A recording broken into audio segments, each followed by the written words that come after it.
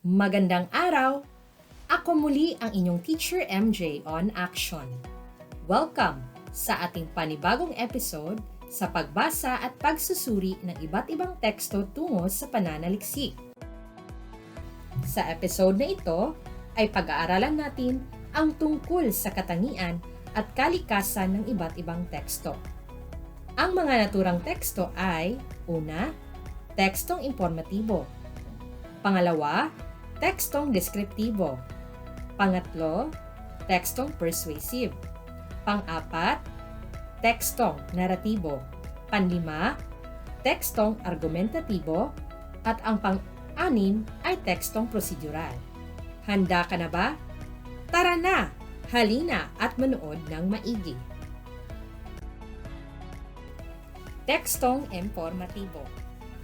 Ang tekstong informatibo ay may layuning maglahad ng makatotohanang impormasyon sa mambabasa. Objektibo ito, kaya limitado lamang ang pagkiling o paglapat ng damdamin ng may akda sa paksa.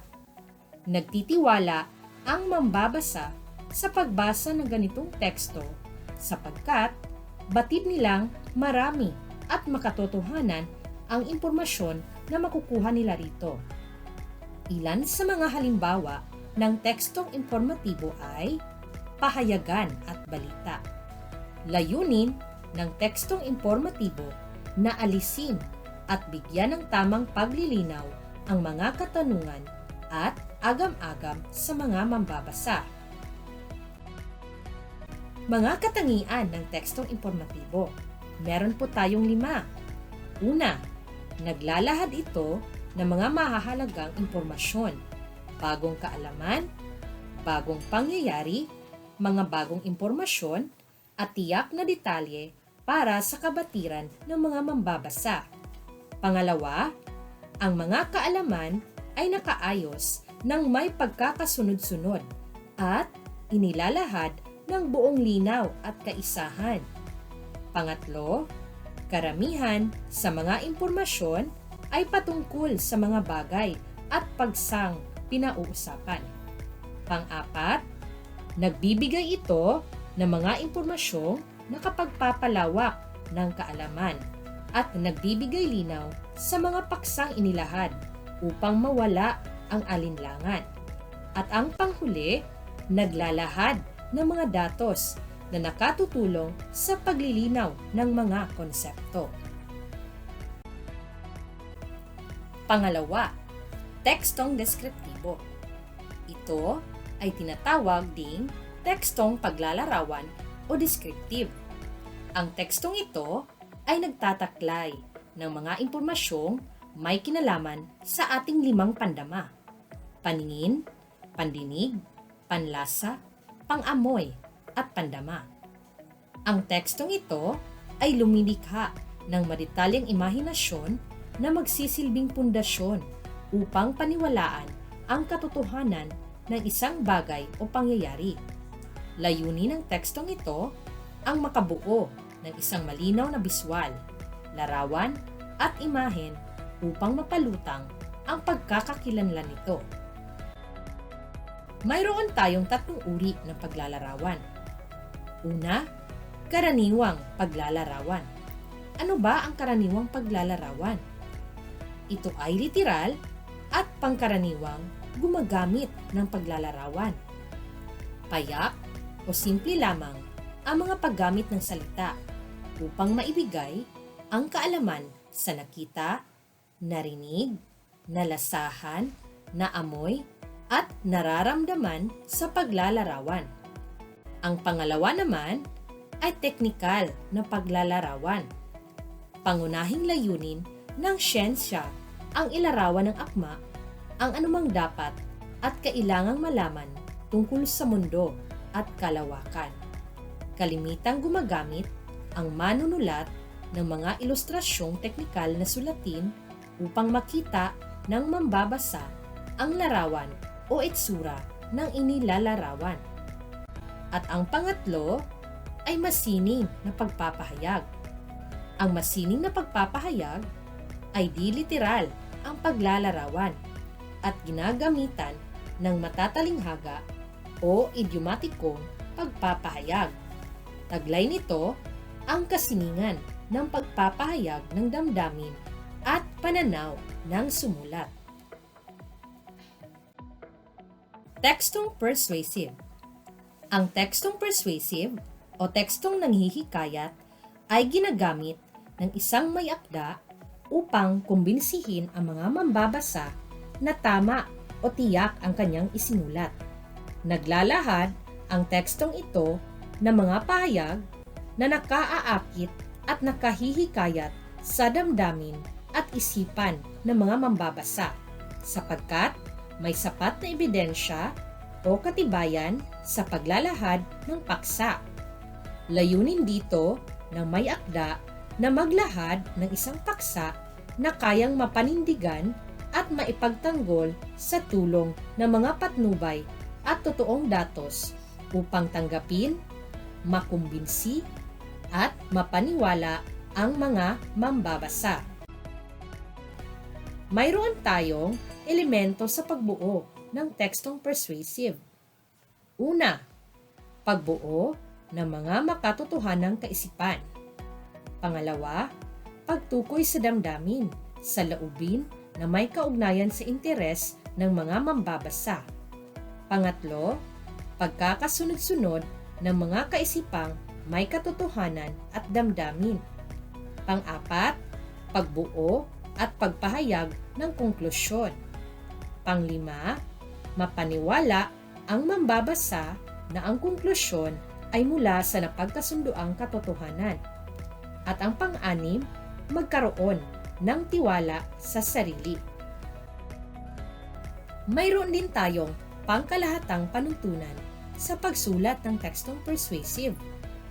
Una, magkaroon ng isang matatag na opinyon na madaling matanggap ng mga mambabasa. Pangalawa, simulan ang pagsulat ng teksto sa mapanghikayat na panimula upang bigyang pansin ng mga mambabasa. Pangatlo, maglahad ng mga ebidensya na susuporta sa isiniwalat na opinyon. At ang pang-apat, pagtibayin ang pahayag sa kung ano ang nais na paniwalaan ng mga mambabasa. Tekstong naratibo. Ang tekstong naratibo o tekstong nagsasalaysay ay isang anyo ng pagpapahayag na may layuning magsalaysay o magkwento ng mga pangyayari o kawil ng mga pangyayari. Kakikitaan ng seleksyon at organisasyon ang mga formal na salaysay. Samantalang, ang mga simpleng kwentuhan sa pang-araw-araw na buhay ay nabibilang sa di-formal na salaysay. Bukod sa pag-aayos ng pagkakasunod-sunod ng mga pangyayari, pumipili rin ang manunulat ng kanyang pananaw. May pagkapersonal ang tono ng nagpagsasalaysay ng nasa unang panauhan. Samantalang, lumilikha naman ng distansya sa pagitan ng manunulat at mambabasa ang pagsasalaysay na nasa ikatlong panauhan. Maituturing na pagsasalaysay na nagpapabatid ang mga salaysay ukol sa kasaysayan, pakikipagsapalaran, anekdota, at kathang sanaysay. Samantalang, masining na pagsasalaysay naman ang mga alamat, pabula, maikling kwento, dula, at nobela. Mayroon tayong 9 na katangian ng tekstong nagsasalaysay o naratibo. Una, nakapupukaw pansin na pamagat. Taglay nito ang pagiging maikli, kawili-wili, kapanapanabik, may misteryo, orihinal at hindi katawa-tawa. Pangalawa, ginagamitan ng sanhi at bunga. Mahihinuha ang mga susunod na mangyayari batay sa unang bahagi. Pangatlo, tempo. Mainam na makita ang bagal o bilis ng takbo ng mga pangyayari. Pang-apat, punto ng pagsasalaysay. Mainam kung mababalangkas ang mga punto ng pagsasalaysay. Kapag mahaba ang pagsasalaysay, ang pagkakasunod-sunod ng mga puntong ilalahad ay makatutulong para maayos na marating ang pangunahing punto ng salaysay. Panglima, ayos ng pagsasalaysay. Hindi palaging kronolohiko o nakaayos ng magkakasunod-sunod ang pagsasalaysay. Kaya upang hindi maligaw o malito sa pagpapalit ng panahon o pagbabago ng mga pangyayari, makatutulong kung magbibigay ng mga pahiwatig sa mga mambabasa o tagapakinig. Maaaring gumamit ng flashback kung babalikan ang pangyayari sa nakaraan. Pang-anim, kaisahan. Taglay ng pagsasalaysay ang kaisahan ng katangian ng tauhan, puok, at pagkakasunod-sunod ng pangyayari. Pang-pito, kakintalan. Nakatutulong ang dialogo sa paglilinaw ng mga detalye at pagpapadaloy ng mga salaysay at sa higit pang paglalarawan ng tauhan ng bawat nagsasalita. Pangwalo, kasukdulan. Ibinibitin ang pananabik ng mga mambabasa at mga tagapakinig bago tuluyang wakasan ang pagsasalaysay. Matapos nito ay susunod na ang wakas. At ang pangsyam, wakas. Nakasalalay rito kung maging kapanipaniwala ba ang isinalaysay, kaya mahalaga ang pagbibigay ng angkop at sapat na detalye. Tekstong argumentatibo.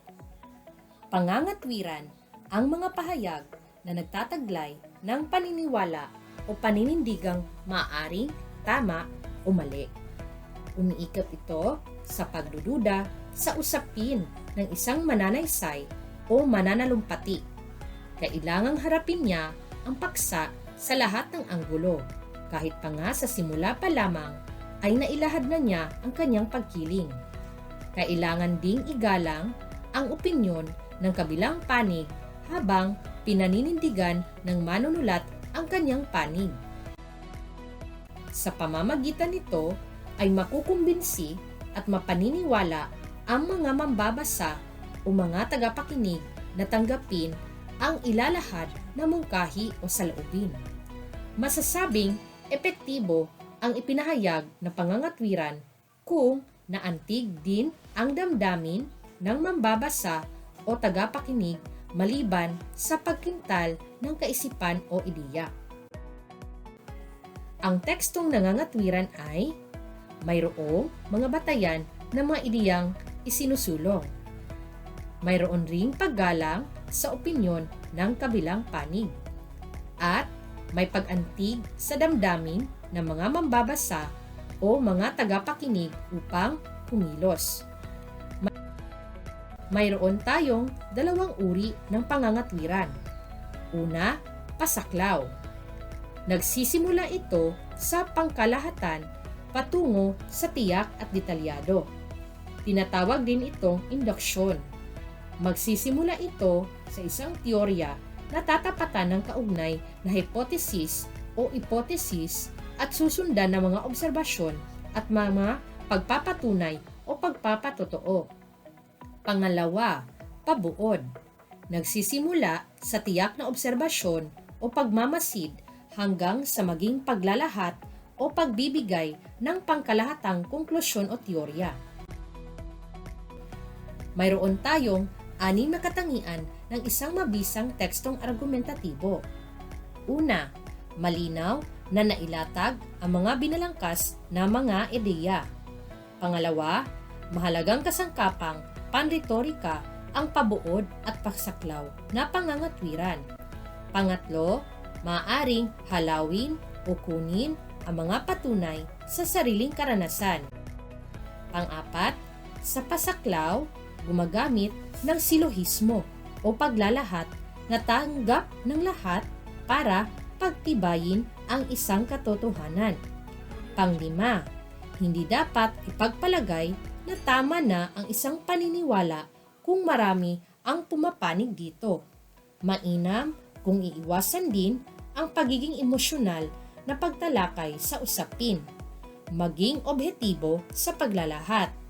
At pang-anim, mahalaga rin makita na malalansag ang mga alternatibong punto ng kabilang panig para higit na mapagtibay ang pinanindigang katwiran.